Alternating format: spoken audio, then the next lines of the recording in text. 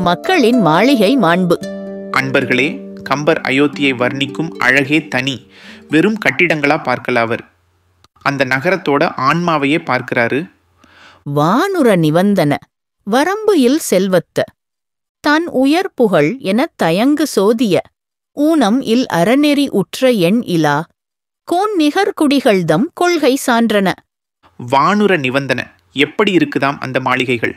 சாதாரண உயரமில்லையாம், வானத்தை தொடும் அளவுக்கு உயர்ந்து நிக்குதாம். அண்ணாந்து பார்த்தா கழுத்து வலிக்குமாம். அந்த அளவுக்கு ஓங்கி உயர்ந்த கட்டிடங்கள். அது எதை காட்டுது? அந்த நகரத்தோட அபரிமிதமான வளர்ச்சியையும் கம்பீரத்தையும் காட்டுது. வரம்பு இல் செல்வத்தை அடுத்து என்ன சொல்றார்?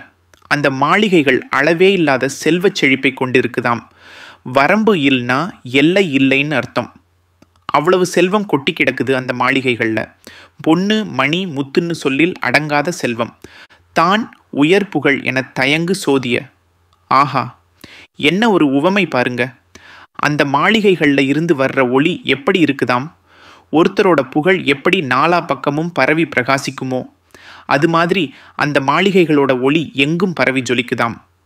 புகழ் எப்படி மறைக்க முடியாதோ, எல்லோருக்கும் தெரியுமோ, அது மாதிரி இந்த மாளிகைகளோட ஒளியும் பிரகாசமா எங்கும் தெரியுதுன்னு சொல்றார் கம்பர். வெறும் வெளிச்சம்னு சொல்லாம அதை புகழோடு ஒப்பிட்டதுல கவிஞரோட கற்பனை வளத்தை பாருங்க. ஊனம் இல் அறநெறி உற்ற இங்கதான் முக்கியமான விஷயம் வருது.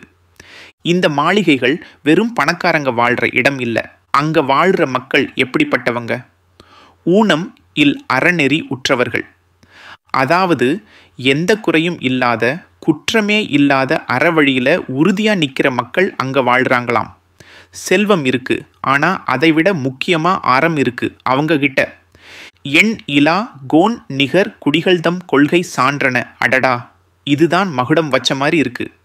அந்த மாளிகைகள் யாருக்கு சாட்சியா நிக்குதாம்? எண்ணிலா கணக்கில்லாத கோன் நிகர் குடிகள் அரசனைப் போலவே வாழுகின்ற குடிமக்களுடைய கொள்கைக்கு, அதாவது அவங்களுடைய உயர்ந்த பண்புக்கும் வாழ்க்கை தகுதிக்கும் சான்றாக அந்த மாளிகைகள் நிக்குதுன்னு சொல்றாரு. யோசிச்சு பாருங்க, அயோத்தியில குடிமக்கள் கூட அரசனை போல வாழ்றாங்க. எப்படி?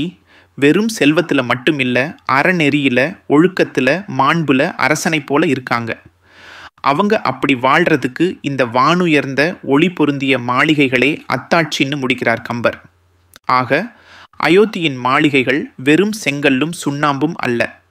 அது அந்த மக்களின் செல்வச் செழிப்பின் அடையாளம். அது அந்த மக்களின் குறையில்லாத அறநெறியின் அடையாளம். அது அந்த நாட்டில் குடிமக்கள் கூட அரசனைப் போல கௌரவமாகவும் வளமாகவும் அறத்தோடும் வாழ்கிறார்கள் என்பதற்கான உயிருள்ள சாட்சி.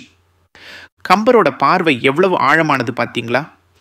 ஒரு நகரத்தோட கட்டிடங்களை பற்றி சொல்லும் போதே அந்த நாட்டு மக்களின் வாழ்க்கை முறையையும் அவங்களோட பண்பையும் அந்த அரசின் செம்மையையும் நமக்கு படம் பிடிச்சு காட்டிடுறாரு. இதுதான் கம்பரின் கவிதை வன்மை.